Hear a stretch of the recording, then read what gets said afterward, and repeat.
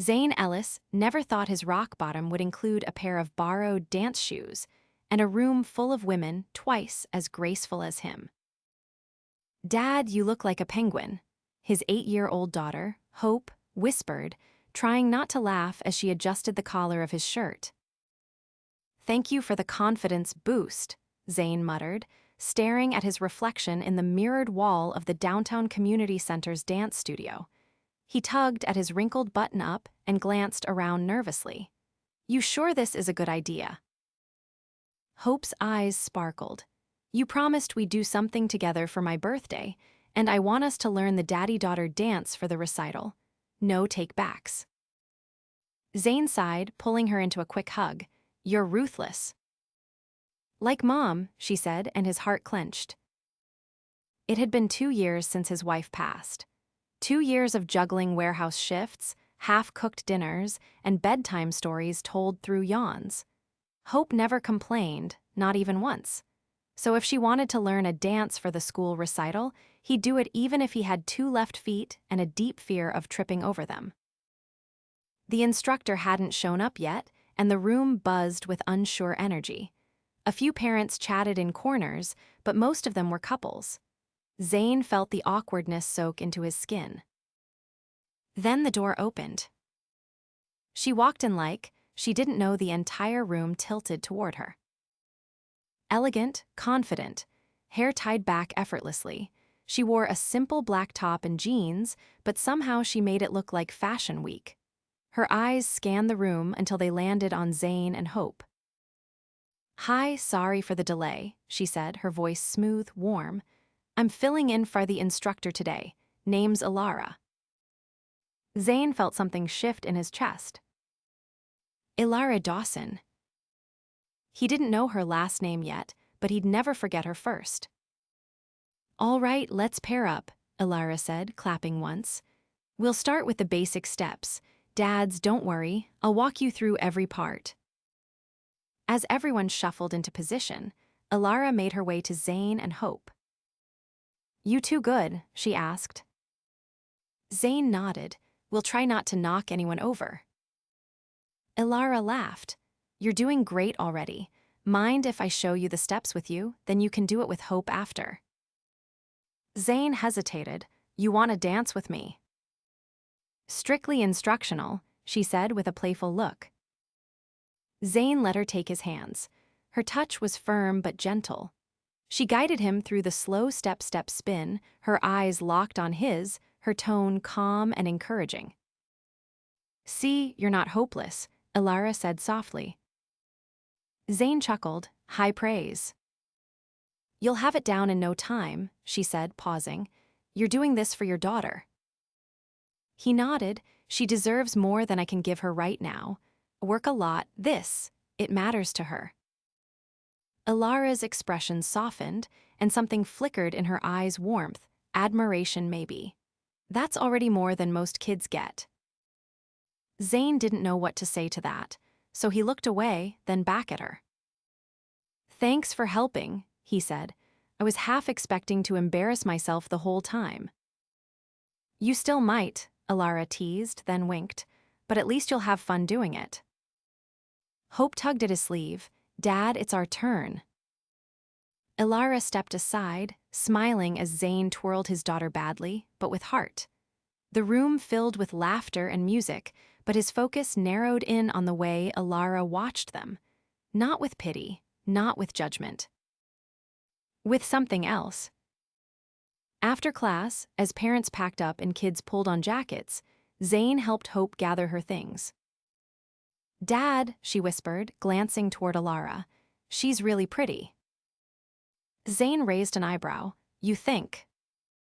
Hope nodded, and she kept looking at you, like a lot. He smiled, shaking his head. "You're imagining things."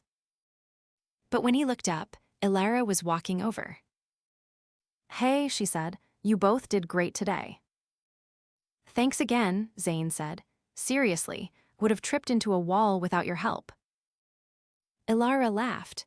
"You're welcome, and if you want to come back next week, I'll be here again, just covering for a while." Hope lit up. "Can we, Dad, please?" Zane glanced between his daughter and Elara.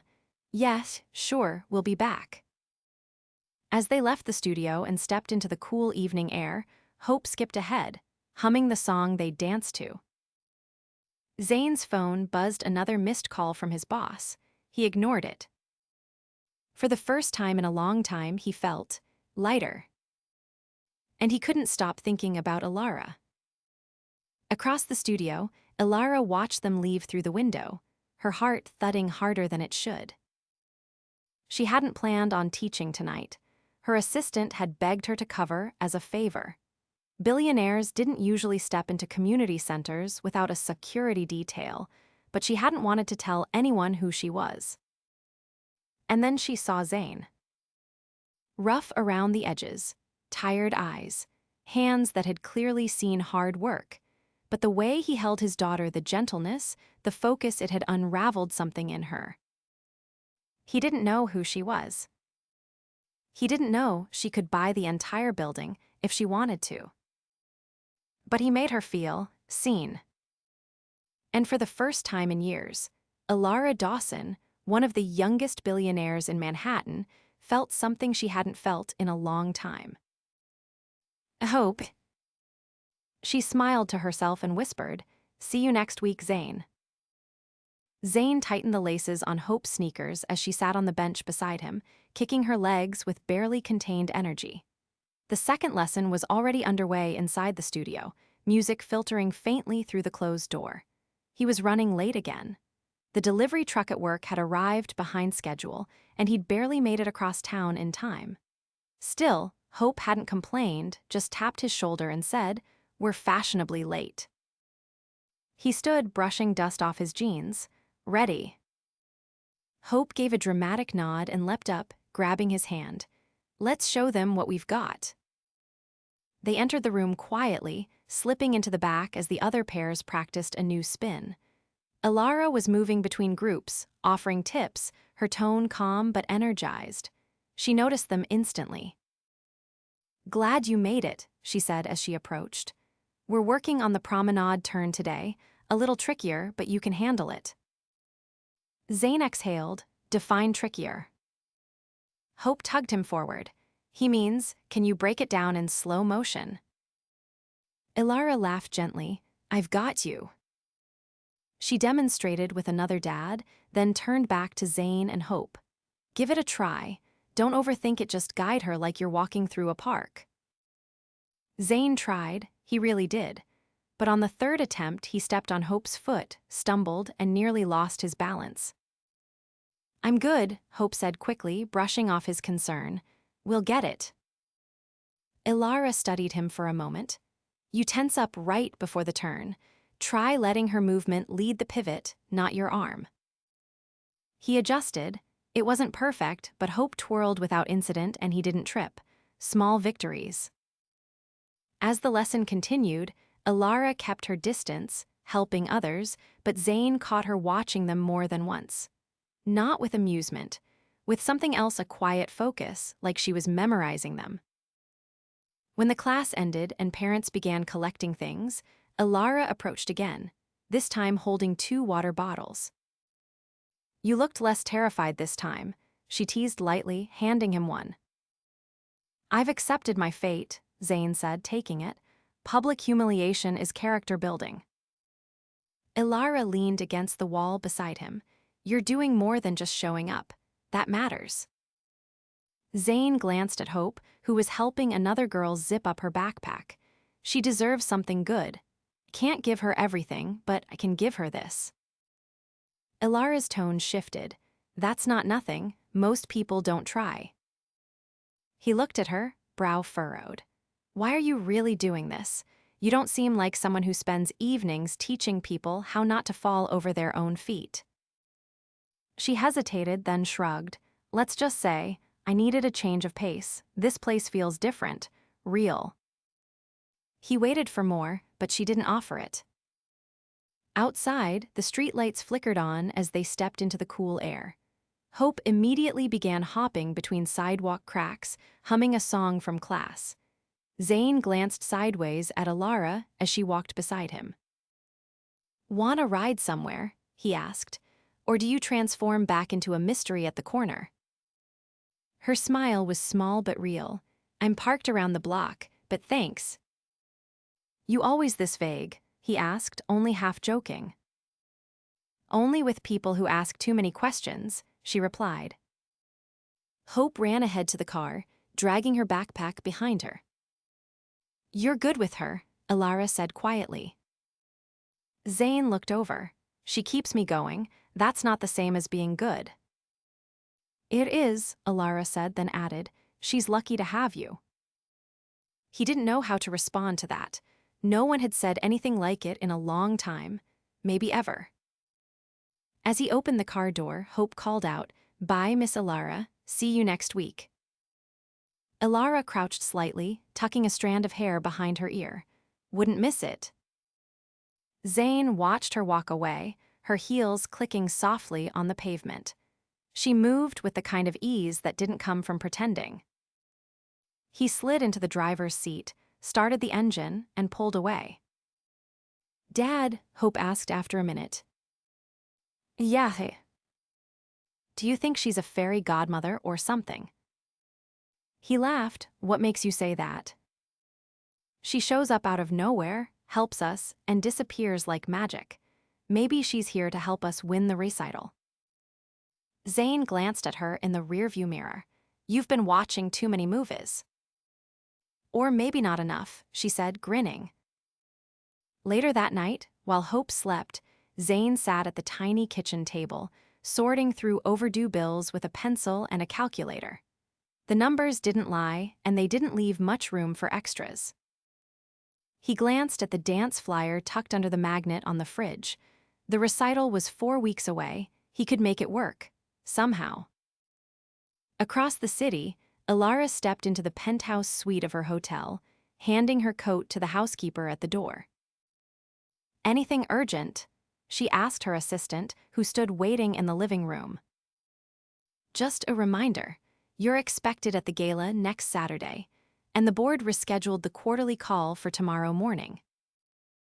Elara nodded, unzipping her boots. Cancel the gala. Her assistant blinked. I thought you were presenting the new partnership. Have someone else handle it, she said, moving toward her bedroom. I have plans. Personal ones. Elara paused in the doorway. Yes, and no one needs to know more than that. When the door shut behind her, she leaned against it, heart pounding. She had told herself she was just helping out, just filling in. But the way Zane looked at his daughter. The way he tried, even when it was hard. And the way he looked at her, like he wasn't trying to impress anyone. She hadn't expected any of it. And she didn't want to stop. On a rainy Wednesday evening, Zane's boots squeaked against the polished linoleum of the community center as he guided Hope through the hallway. He held an umbrella in one hand, her neon pink backpack in the other. Tonight's session had been moved to one of the upstairs studios due to a plumbing issue downstairs, and the place was more crowded than usual. He scanned the hallway, noting unfamiliar faces and a line of parents lingering near the vending machines. Hope tugged on his sleeve. Do you think she's here already? Zane glanced at the studio door. Probably, she's not the type to be late. Hope gave him a look. You say that like you know her. I don't, he said, adjusting the strap on her backpack. Not really. But even as he said it, he found himself wondering if that was still true. Inside the studio, the lights were dimmed slightly, the mirrored walls fogged faintly from the humidity. Elara stood near the front, hair pulled up in a loose twist, clipboard in hand, her expression focused. She was speaking to one of the newer parents, nodding as she gestured toward the speaker setup. She wore a slate gray blouse tucked into black slacks, and her heels made exactly 0 sound against the floor. Zane had no idea how she did that. When she noticed him, her face shifted not into a smile, but something subtler. A quiet lift of her chin, a look meant only for him. You made it, she said once they reached her. We had to bribe the rain, Zane replied. Hope ran the negotiations.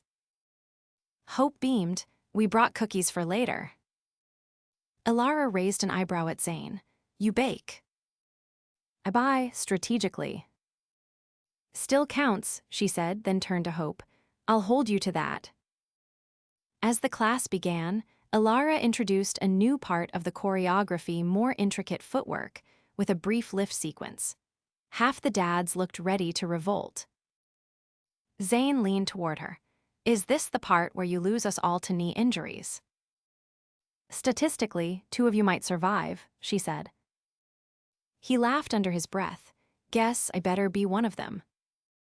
She looked at him, and for a second, her expression softened in a way that made his chest tighten. She moved on, but her presence lingered. When he danced with Hope, he found his footing faster than usual. The steps weren't easy, but they made sense now, his body responding automatically, instinct replacing hesitation. When class ended, Elara announced a surprise, a weekend practice session, open only to those participating in the recital. Hope was instantly excited. Can we go? She asked, gripping his hand. Zane nodded slowly. We'll figure it out. He stayed behind as the others filtered out, waiting while Hope chatted with a girl from school. Elara was stacking chairs along the wall, her back to him. Need help? He asked. She didn't turn. I've got it. He walked over anyway, grabbing a chair and folding it. You always this stubborn. I don't like people doing things for me. He set the chair down beside hers. What if they're not doing it for you? What if they just want to stay a little longer? She paused, then looked at him. You're not like the others. Because I can't dance. Because you're not trying to be anyone else. He leaned against the wall, arms crossed. I don't have the energy to fake it anymore. She studied him. What did you do before? Before the warehouse, construction. Before that, I was a mechanic, whatever paid the bills. And now? Still paying them, barely. Her gaze didn't falter. You ever think of doing something else? I don't really have the liberty to dream. Elara's voice dropped. Maybe you should. He watched her for a moment. You talk like someone who's seen both sides of the glass. Her eyes flicked away. Maybe I have. A man entered the room abruptly, interrupting the moment. He was dressed in an expensive coat, hair slicked back, a phone pressed to his ear. Elara, there you are. Zane's posture shifted slightly. Elara's whole demeanor changed. Victor, she said, her tone clipped. You weren't supposed to come here. Zane stepped back instinctively, the name unfamiliar but the energy unmistakable. This wasn't a friend or a colleague. I've been calling, Victor said, lowering the phone. You're not responding. The board is asking questions. I told you I needed time. Victor glanced at Zane, dismissive. Time? You're hiding in a community center. Zane bristled. She's not hiding. She's actually helping people here. Victor ignored him. You have obligations. You can't just disappear because you're bored. I'm not bored, Elara said, her voice steel. I'm done with pretending. Victor's expression darkened. This is a mistake. Then let it be mind. He left without another word, the sound of his shoes echoing down the hallway. Zane turned to her. Want to explain that? Elara's shoulders dropped. He's my cousin. We run a company together, or we did. Walked away from it. Zane blinked. Wait, you run a company. She nodded slowly. Own it.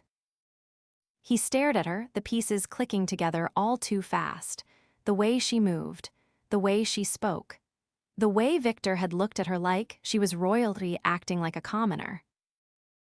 You're one of them, he said quietly. The suits, the penthouses. Yes, she said, but that's not who I am. He shook his head, taking a step back. But it's part of you. She didn't argue. It is. He looked away, jaw tight. Why didn't you tell me? Because I wanted you to see me, not the name. I did, he said, but now I don't know what's real. Hope returned then, waving goodbye to her friend, oblivious to the tension.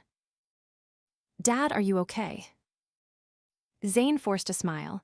Yeah, hey, sweetheart, let's go home. He didn't look at Elara as they left, but she watched him the whole way out, the weight of unspoken truths pressing down on her ribs. She'd tried to keep her world separate, but she hadn't expected to care this much. And now, she might have just lost the first real connection she'd felt in years. Because the truth had finally stepped between them. The rain had stopped, but the air still carried the weight of it thick, damp, and heavy with things unsaid. Zane sat on the edge of his couch in silence, staring at the empty living room wall like it might give him answers. Hope had fallen asleep hours ago, curled beneath her favorite blanket with a book still open on her chest. He tucked her in, turned off the lights, and now he sat here, wondering how one truth could make everything feel so complicated. He hadn't gone to the weekend practice, not because he didn't want to, but because he couldn't walk into that room pretending things hadn't changed. Elara was someone else now, someone whose world was made of glass ceilings and marble floors, not second-hand sofas and overdue rent. There was a knock at the door. He froze. Then it came again, firmer. He opened it slowly. Elara stood there, damp from the misty air, her coat unbuttoned, hair windblown.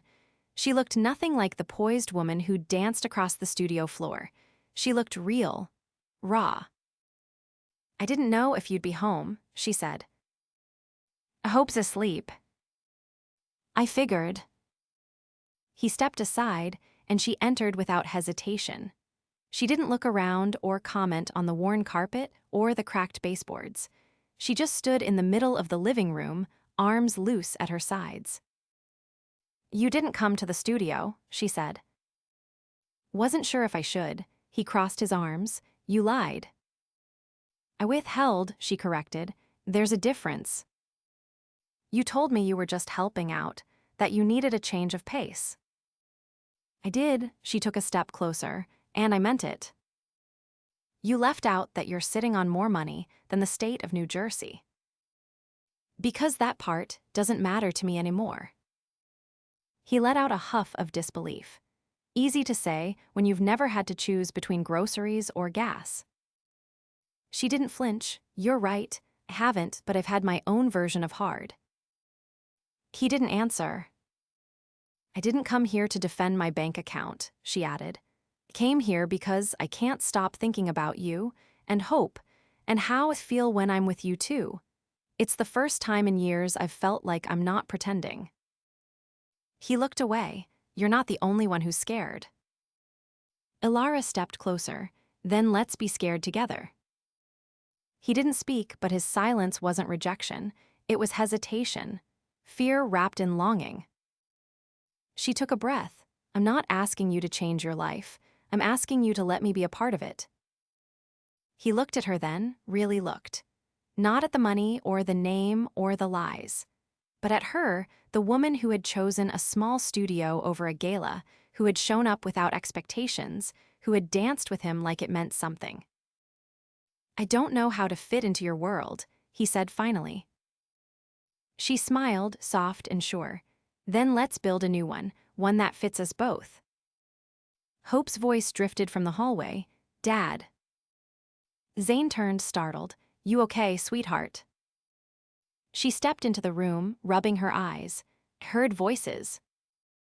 Elara crouched beside her. Hey, honey, sorry, I didn't mean to wake you. Hope's eyes lit up. You're here. You sound surprised. I thought you were mad at us. Zane knelt beside them. It was grown-up stuff, but we're okay. Hope studied them both. Are you gonna dance again? Zane glanced at Elara. Yeah, he said, we are. Hope grinned and wrapped her arms around both of them. Later that week, the recital arrived. The auditorium buzzed with energy children in costumes, parents jostling for seats, music echoing faintly from the backstage speakers. Zane adjusted his shirt collar for the third time, trying not to sweat through it. "You good?" Elara asked, brushing an invisible speck from his shoulder. "No. You will be." Hope bounced in place nearby, giddy in her sparkly pink dress. "We're gonna crush it." The lights dimmed, their song started, and Zane forgot about the crowd. He remembered only her hand in his. Hope's laughter as she twirled. The way Elara guided them both not as a teacher, but as something more. When it ended, the applause was thunderous. Elara turned to him backstage, her eyes shining. "You didn't miss a single step." "I had the right partners." She leaned in, her lips brushing his. "You still do." 3 weeks later, Elara stood on the roof of the community center, transformed for the evening. String lights cast a golden glow across tables, and soft music floated through the air. Zane looked around at the scene, stunned. "I thought you didn't like people doing things for you," he said. "I don't," she replied, "but I love doing things for you." She handed him a small velvet box. Inside was a silver pendant shaped like a compass. "For when you feel lost," she said, "so you always find your way back to us." He pulled her close, kissed her forehead, and whispered, "I already have." Hope ran up to them, her hair in ribbons. "They're playing our song." Zane offered his hand to Elara. "May I have this dance?" She took it without hesitation. In the middle of a rooftop lit by borrowed stars, a struggling father and a billionaire in love danced like no one was watching. Because for the first time, they weren't pretending. They were home. The early spring air drifted through the open windows of Elara's brownstone as the scent of cinnamon and fresh bread mingled with sunlight. In the kitchen, Hope stood on a step stool, carefully icing cupcakes with an intensity usually reserved for school projects. Zane leaned against the counter, arms crossed, watching her with quiet amusement. "You're gonna win the bake sale by pure cuteness alone," he said. Hope didn't look up. "This is serious. Miss Carroll said parents could bring items, but told her mine were homemade." Zane raised an eyebrow. "So now I'm a parent and a pastry chef." "You're whatever I need you to be," she declared, licking a bit of icing from her finger. From the hallway, Elara appeared holding a box filled with signs and paper napkins. Her hair was tucked into a low twist, and she wore a soft navy sweater that made her eyes look even brighter. "I printed labels in case we want to pretend we're a professional bakery," she said. Zane took the box from her. "You know, I've done some hard things in life, but this might be the most high-stakes mission yet." Hope glanced over. "You're just scared because last time your cookies didn't sell." "That's because they were oatmeal raisin." Elara smiled gently as she loaded the last of the supplies into a canvas tote. "We'll win them over, one sprinkle at a time." Later that afternoon, the schoolyard buzzed with energy. Tables lined the perimeter, each covered in colorful treats, handmade signs, and eager kids shouting prices. Zane helped Hope set up their table while Elara stood nearby arranging the display with the kind of precision usually reserved for museum exhibits. A few other parents greeted her, some with polite curiosity, others with open admiration. She handled them all gracefully, never once directing attention to herself. Zane noticed the way she deferred praise to Hope, always redirecting the spotlight. "Dad, someone wants to buy 2 cupcakes," Hope said, practically leaping toward him. Zane handed them over with a practiced smile. "Tell them we offer a loyalty program, buy 5, get a hug." Elara leaned in. "You do realize your charm offensive is going to cost us profit." "Long-term investment," he replied. "Besides, I'm not here for the money." She tilted her head. "Why are you here?" He didn't answer right away. Instead, he reached into the tote bag and pulled out a folded paper. She narrowed her eyes. "What's that?" "A surprise," he said, handing it to her. Elara unfolded it slowly. Inside was a hand-drawn sketch of the dance studio, only it wasn't just the studio. It was her, him, and Hope dancing underneath twinkling lights. Above them, in Hope's unmistakable handwriting, it read, "Our first family dance." Her voice caught, "Did you?" "She drew it," Zane said softly. "I just added the lights." Elara blinked hard. "It's perfect." He stepped closer. "You know, I was terrified the night we met. Could barely tie my shoes without tripping over them in front of you." "You did trip," she reminded him.